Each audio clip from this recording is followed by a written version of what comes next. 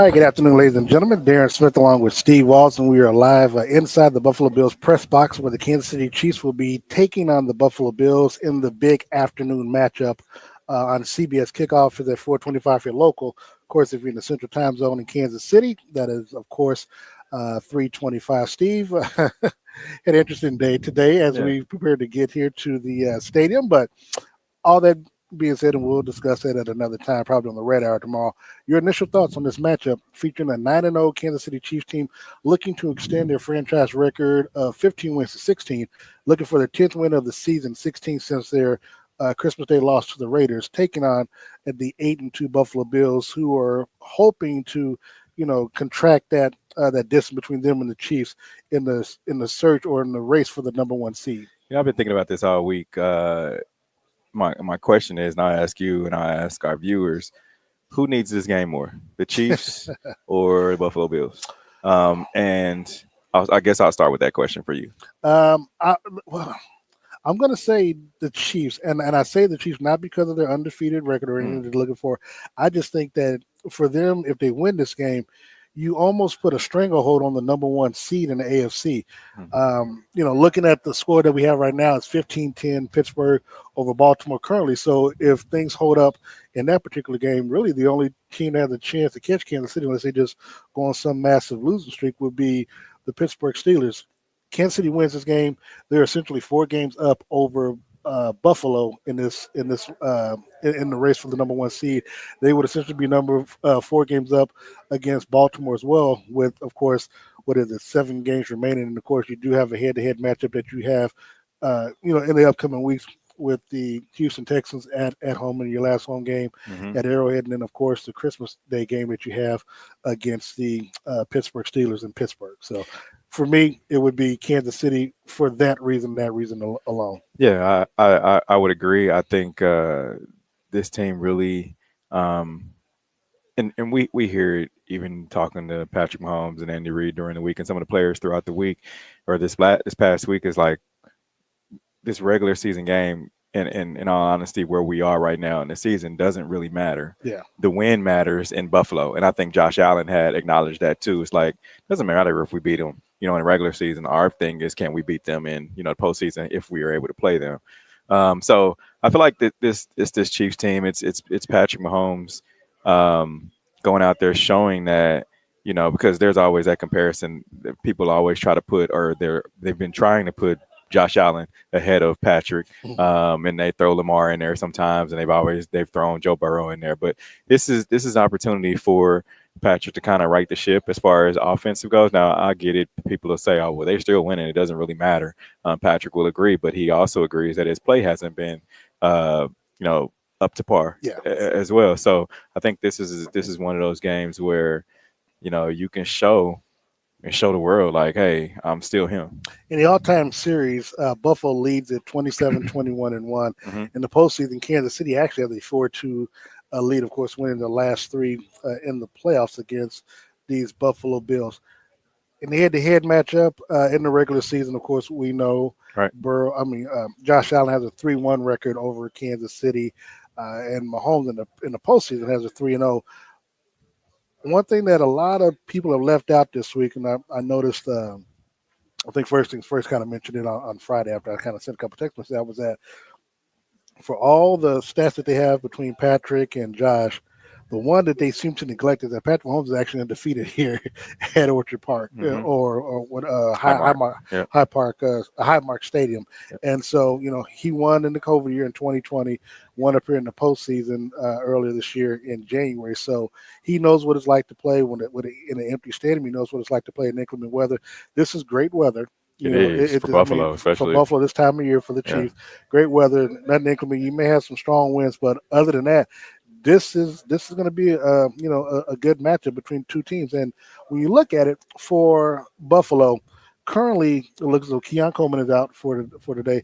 Dalton Kincaid is also out. They should have Amari Cooper for this game, obviously, and they'll have other players for the Chiefs. The Chiefs will be out after what happened in practice week without their kicker Harrison Butker. We'll get to that in just a little bit when we break down the matchups and stuff like that. But they'll still be without Charles Omenihu and Isaiah Pacheco, but they are back returning to practice where Andy Reid is trying to ramp them up within their 21 days to get them back out there on the field. But the Chiefs do get Juju Smith-Schuster back today, so you pair him along with DeAndre Hopkins, along with Xavier Worthy, along with Travis Kelsey, Travis Kelsey, McCole yep, Hardman, Noah Gray, Justin Kareem Watson, Hunt. Yeah. So give me your thoughts when we look at this matchup offensively for Kansas City against this defense for the Buffalo Bills, and where you see the obvious struggle being the left tackle position. But other than that, what other weakness do you see, if there is any, between this Kansas City offense and the Buffalo Bills defense? I'll get to the tackles here in a second, but I want to start with just the offensive struggles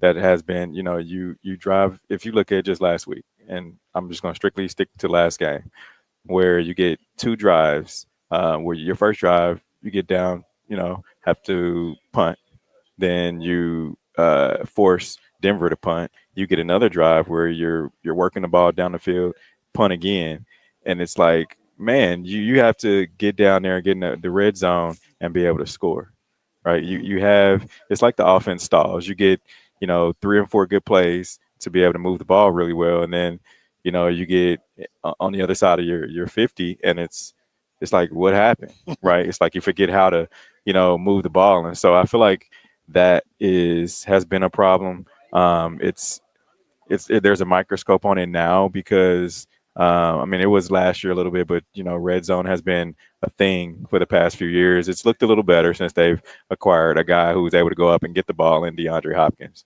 And so can you, now I'll get to the offensive line. Can you I guess, say that there's some kind of correlation between the offensive struggles, when you have a smaller field because of the offensive line? Can you say there's a correlation between Patrick Mahomes' struggles this year and this left and right tackle?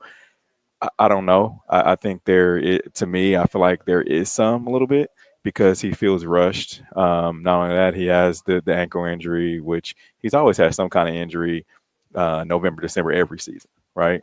So I feel like that's not weird at all. That's kind of common for him, but him being rushed and knowing that he's going to have a defensive end barreling down, you know, before he throws the ball, that I think that cause a problem for him. Now, you and I, we were in the presser this week, in the Mm-hmm. press conference with Andy Reid this week, and one of the questions that I had with Patrick is there anything that he's saying to his tackles after some of the big hits that took place last week? Now, I'm not one for kind of you know covering up my words and stuff when it comes to asking Yeah. questions, because they got work last week. I mean, especially left tackle. Obviously, Wanye Morris went down early in the first quarter, and then um, uh, what's my Kingsley came into the game, and Mm-hmm. they treated him like barbecue chicken. I mean, he was rubber. I mean, there were times where he essentially let the man go on block and hit Patrick in the game. And so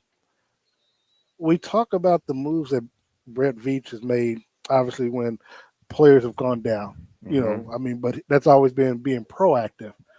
Are you shocked that they haven't been reactive as it relates to the left tackle position? I know Andy talks about they're young and got to go through these growing pains, but Yeah. when you got a $500 million investment out there, you're trying to get a three-peat. You can't keep. I mean, you can't. And you can only talk about being coached up week in and week out. There's only so much you can do and say before people are gonna be like, Yeah. "You're gonna get this man killed out here," and you can put him in a position where he takes a hit, and that God forbid, what I'm saying, something happens where he's out for the Yeah. game or out for the season because you decided to keep going with a rookie tackle or or your second year player because you just didn't want to invest in going out and bringing Donovan Smith or someone else in Right. to help out to at least get them through the rest of the season. Yeah, it's kind of been trial by fire. This past year, right? I know Andy Reid has talked about it earlier on in this season, where it's going to be some growing pains. It's going to be the growing pains in the left tackle between Kingsley, also between and Wanye. So I think knowing that Patrick has understood that, and he even said it after the game last week, it's like, hey, I got to get the ball out quicker. And we saw that with, you can go all the way back to Tom Brady, right? It was like, you're not going to get after Tom Brady because he understands he's got, you know, one or Yeah, two but Tom seconds, Brady's but getting it, but he's exactly, getting he's it got out. the one or Patrick two is holding on seconds. to it Yeah, and trying to make a play happen. he So has to make sure that he's getting the ball out. And I think that will probably have been one of the things that he worked on in practice this week is, you know, making sure that he gets the ball out quicker, making sure that and Andy Reid has to put the left and right tackle into some better situations too. I'm wondering whether or not they're going to have help, whether they're going to keep a tight end on the left side, Hmm. which I would. I mean, you might do what you play calling, but you're supposed to be one of the best at it. That's what I would do in relates to giving them additional help and giving Patrick additional protection. One of the players on the defense side of the ball for the Bills that has given the Chiefs fits, especially over the last year, has been Von Miller. Now Hmm. he's not starting, but he will come in, on some third and long plays and late in the fourth quarter, like he did last year. Last year, or the year before, he helped seal the win for Buffalo. With the sack, I think it was 2 years ago with the sack on Patrick Mahomes at Arrowhead. So, this would be a good matchup. I do like Kansas City. I just think Kansas City, skill wise, offensively, have enough players where they should be able to kind of control Hmm. the momentum in the offense and the momentum of the game. My question and my concern is going to fall back to the play calling. We've seen Matt Nagy's name being mentioned and hovered around, potential getting another head coaching gig. Yeah. you know, I have my thoughts and feelings about that. For me, these last couple of weeks haven't really screamed out offensively, screamed out, "Hey, hire me. My name is Matt Nagy. I'm the Hmm. OC for the Chiefs. Here's my resume." I mean, we saw what they did last week against Denver and how they're struggling. So if I'm Matt Nagy and I'm trying to have my name bantered around the NFL circles for another head coaching gig, a game like today. Now, granted, Andy Reid's going to get the credit as he probably should if you weren't going to give Eric Bieniemy credit when he was the OC. But this can be a statement game if you're Matt Nagy to have this team offensively explode with some points today. Yeah, I mean, you think about Matt Nagy, but I really don't feel like that's a focus. If that makes sense, I feel like it's more on Patrick because you think about how the games that Patrick has had. I mean, he's leading the NFL in interceptions, and so I think when you think about that, and they've still been able to win, personally, it's got to affect him some kind of way, right? Mm. Because you still think about, and I know he will say it to media, and he'll tweet about it and everything like that. It's like, oh, it's not a big deal as long as we're winning games. Similar to Travis Kelce early in the season, Yeah. right? Like he's not catching balls, he's out there blocking, he's still contributing, but he's not getting the receptions, he's not getting the touchdowns that he has in the past. Same with Patrick Mahomes. They'll sugarcoat it, but they're all athletes, they're all competitors, and you and I both know, and our viewers know, and they can attest to this too. Hey, you're a competitor. You really want to go out there and showcase what you can do, especially Patrick Mahomes, because and I get it. I get the fact that people will say, oh, well, he has won, Super Bowl MVP. He's won the Super Bowls. I think that kind of, you know, puts blinders up on him a little bit because I've gotten all those accolades. But at the end of the day, you've got to get tired of, oh, well, Josh Allen is the man, or well, Lamar Jackson is the man. Lamar's the best in the league, things like that. So I think today is one of those days. It's not going to be about the Matt Nagy. It's not going to be about what Andy Reid. It's going to be about Patrick Mahomes and how he runs this offense. Chiefs are coming out the field, get ready to go to the locker room.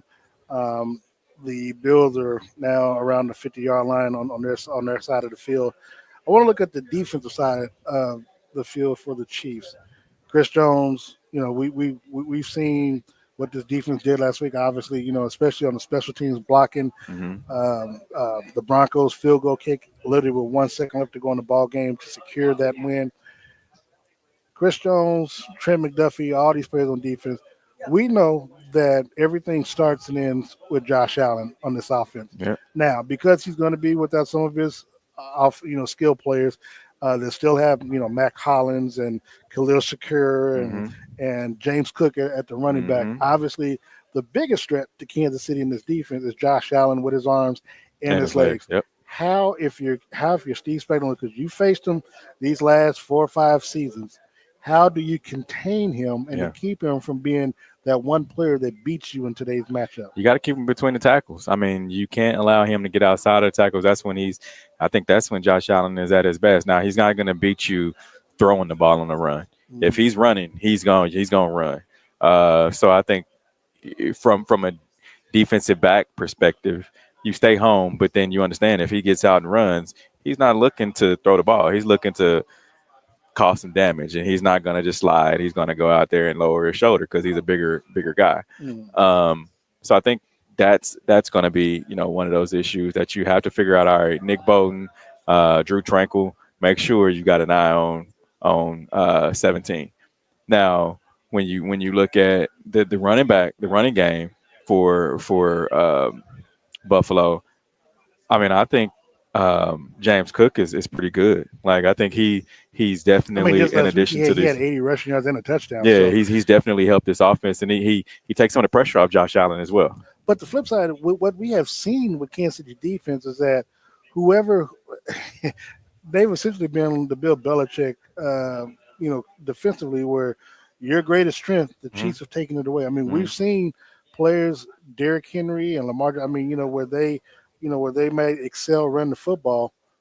Yeah, they can barely get 25 yards, and they'll find themselves going away from their game plan. And I don't know if it becomes frustration, and look, we always talk about how the Chiefs defense generally, not that they try to, but it just seems like it happens that way where they're giving up a touchdown in the first quarter, but then the opposing team don't see a touchdown until maybe late in the ball game when Kansas City's already got enough of a lead where they, maybe give up a garbage time touchdown. But last week I think, and I feel like today you've got to do better than you did last week, forcing the quarterback to make some mistakes. I said this in the Red Hour. I said this earlier this week, and I've been saying this all season.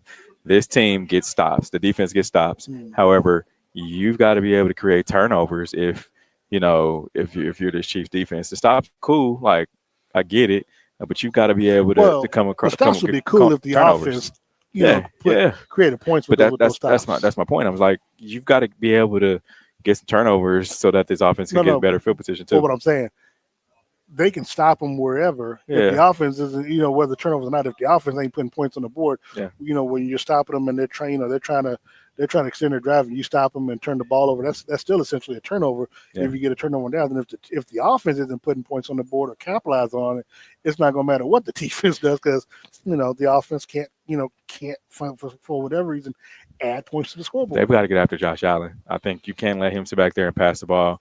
Because we've seen too many games where Josh get out in the open field and actually high jump over someone. We just looking at last week, man. Trent McDuffie was put on an island, and I have not seen Trent get beat like he did last week. I mean, I haven't, and I get it. Spags allows them. They want that he allows them to play one-on-one on the outside. He said, "Hey, this is where you're gonna make your money being one-on-one on the outside." But Justin Reed got beat for a touchdown too last week, and because there's no pressure on the quarterback. But I'm saying, but that was early in the ball game, and then he, along with Leo Chanel, they got the stop. Got the biggest stop of the game with blocking that field goal. So, it's funny. It's interesting because it seems like it's always a tale of two halves. What they do in the first half, and then when we see what they come out doing in the second half, especially in the fourth quarter where their intensity picks up. And one thing that I love about this defense, Steve, is that they allow the other team to make a mistake. They capitalize on it. Now, didn't really happen last week against Denver. That was more so Mahomes overthrowing Travis Kelce. I guess he thought Travis Kelce was 15 feet tall or something, but he overthrew him in the end zone, and the defense held because Sean Payton actually had the key to what it takes to beat Kansas City. It's like you got to run the clock down, and not even 3 seconds, 1 second. Call the timeout, try to kick a field goal, and make it. Problem was, Chiefs had saw something throughout the game on their left side when it mattered most. They broke through, blocked the kick, and that was the ball game. So even then, it's like, okay, Buffalo couldn't beat them when it was 13 seconds, but Denver couldn't beat them when it was 1 second. So it's like you almost have to, have a two-score lead over Kansas City late in the ball game to where they don't have enough time to come back and score. It's gonna be tough in here today, man. I think these Buffalo Bills fans want to see this Buffalo Bills team beat this team in here in Buffalo. They want to have something to be able to cheer for. You can win, which is fine. It's gonna be a but hostile environment today, no, man. no, no, no. I'm saying you can want, but this essentially doesn't matter until January. Yeah, I get it, but it does. I mean, when you think about the grand scheme of But, things, but no, they'll own the no, no, tiebreaker. no. But no, but you're right because it is fair because if the Chiefs have always beaten you. It's also like when New England had that number over Kansas City from then, and then Hmm. Kansas City finally went to New England With and Kareem won Hunt. there. Yeah, and Yeah. well, no, no, no, no, no, no. I'm talking about the year that they won the Super Bowl, where they went there and actually beat them in New England. So if they had to go back Yeah. to play them in the playoffs, they knew that they could do that. Yeah. But Um, this is a different Buffalo team no, that we've seen. and that's what I'm saying. He does. Josh Allen doesn't have the I can say star power that he's had in the past, and one of those guys is Stephon Diggs, right? Mhm. Stephon Diggs, come hell or high water, he wanted to beat this Chiefs team, and just was never able to do it. I mean, we saw AFC Championship game where Stephon Diggs was still out on the field, Mhm. watching the confetti come down as the Chiefs were getting ready to go Super Bowl, Yeah. right? And that's happened numerous years, and I think Josh Allen and I've been saying this similar to the Chiefs. Sometimes you got to teach these young guys how to win. Like if that's been a positive for this Chiefs team and a benefit of having guys that have been in the playoffs, played in Super Bowls, and even lost. Right? You're getting that learning how to win, learning how to play in big games, learning how to play in these kind of environments. Some of these guys for this Buffalo Bills team have never been in that environment. All right, so people want to know. We're about 20, under 27 minutes left, or 28 minutes left to go before kickoff. Hmm. X factor for you offensively for the Chiefs. I would say today is Patrick Mahomes. I think he has to go out there, lead this team. No, Who was here it last week for you? I've said that, and this is kind of jumping the gun a little bit, but I said that the Chiefs are going to lose today if they listen. If At Seawalls KC, yeah, no, everybody. listen. If they don't create turnovers, right? Like if you let Josh Allen go out there and be Josh Allen, if you come out there and you piddle paddle around and you only get 3 points in the red zone, you punt the ball and you letting this Buffalo Bills team at home get ahead, it's gonna be a long day for you. Now if the Chiefs go out there and Patrick Mahomes, like I said, who was my X factor, goes out there and play lights out. Travis Kelsey comes because remember, like Travis Kelsey, they were mocking him Taylor Swift last year and doing all that stuff pregame. Talking calling Taylor out and calling Travis out pregame. Like, and We he know how came, that ended and too. yeah, and we know how he came out there balling and he did the whole little touchdown. Yeah, if they come out there and they have that swag, that's what we haven't seen is the swag, the having fun. Once they start doing that, man, you can't beat this team. Okay, So my so X factor, that's a long way to say that yeah. Patrick So Mahomes. my My X X factor. factor is going to be coach. It's going to be Andy Heck. I've got to see what type of improvements you've done with this, with your tackles in this That's a in good this one. game today, because you know, So not the players, the coach. well, I mean, okay, Andy Heck and Wanye and Kingsley and to an extent Jawan. Okay. I mean, we got because again, we talk about it week in and week out, man. These tackles gonna give Mahomes killed. And then everybody's going to be on Brett Veach and Andy Reid talking about you saw this stuff all season and you didn't do anything about it. So Andy Reid, what he says in the presser, Patrick Reid, what he said in the presser this week, we're going to see what kind of improvements. Okay. Patrick says he believes in them, and look, and nobody's asking for his play underneath the bus. But, you can lie to yourself, but you can't lie to these lying eyes and what we've seen. So for me, that's max factor. On the Okay. defensive side, who you got? Um, man, these man. Chris, I got Chris Jones, man. He doesn't like to talk to media. We let's just put that out there. He doesn't like to talk to us. Um, and we don't really get to go inside of his mind, throughout the week like we do some of these other players. So I want to see how he comes out there and leads this defense, right? Like leads this defensive line because you guys didn't get after the quarterback last week, Mm-hmm. um, and you kind of left your back end on kind of just left him out there to dry. So I think you've got to go out there and you've got to show. Um, why you guys are the best defense in the league. My X factor is going to be the linebackers Okay. because Josh Allen, James Cook, they can get to the first line of defense, which is the defensive line. Okay. I can't have Josh get past the linebackers. Get past the linebackers, then we got a problem Yeah. because Josh Allen is going to be the key to whether or not this team wins tonight. It's going to be how much pressure can the defensive line get on to Josh Allen? Of course, if he comes up through the middle, you got to make sure the linebacker he doesn't get past you Okay. to get to the defensive backfield. So for me, that's my X factor. Now, the biggest X factor that could take place or could be an issue for Kansas City is the loss of Harrison Bucket. He's on IR. Got his knee scoped and cleaned up last Friday. He's on IR. He's going to be out for the next 4 games. I did see Harrison on Friday. Great, he's in good spirits. He probably use the rest because, as I told him, I said he and the team they played additionally another season of football Right. doing this playoff run over the last 6 years. Now it's going on 7. So, the Chiefs, of course, they did pick somebody up over the weekend, and we'll see what they do today. But Bucker will be back in about 4 weeks, and so that's going to be a loss for Kansas City. But that's also not just going to put more pressure on him. I think Indy's still going to coach the same, but Mm-mm. we'll see. Well, I don't know. he says he is, so we'll see. We'll see how game turns out or whatever. Whether or not he does some extra kicking What you saying? or What you go do? Two for it. different things, my man. We'll see. Prediction time, man. Who you got? Like I said, it's just gonna be Buffalo's game to win or lose, man. I think. Not like, hey, man, say it with your chest, man. Ain't no win or lose because it's a No, Chiefs game to win or lose too. I predicted Buffalo to win this game. I did. I told you, man. I think they're like we said. It really at the end of the day, it doesn't really matter. It But does. in the grand scheme of things, Mm. but I think that they are coming out here with some fire, and this Chiefs offense has struggled a little bit. The defense struggled last week. And that I would love for them to prove me wrong. The Chiefs, for me, have always played up or down to the level of their competition, Mm-hmm. whether they mean to or not.